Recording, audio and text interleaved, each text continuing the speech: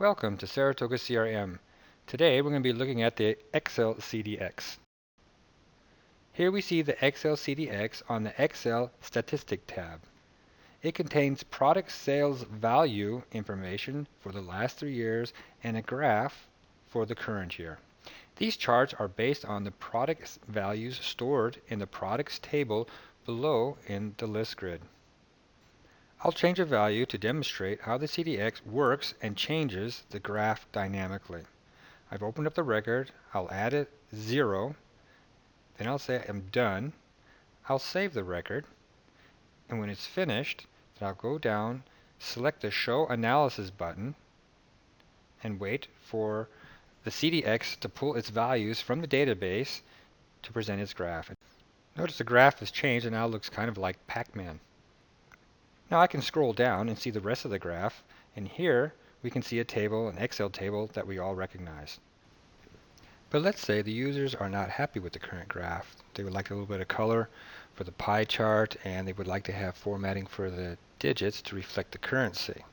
Well, the person who is allowed to change the graph, maybe an admin or a power user, can do this easily. The admin opens a template, as I am doing with a shortcut on my desktop. The first thing I'll want to do is I want to format the digits to show currency. As we all know, you just mark all the cells that you want to format, right mouse click, go into format, and there you can check currency, and then OK. The second thing I will do is I'll go up and I'll mark the graph, go up under design, and then select out a graph, a colorful one that I can use to make my users happy. The next thing I want to do is, of course, I want to save it. Now, saving is a little bit tricky as Microsoft has a lot of defaults. You have to make sure that you save it as an XLTM file. That's a macro file.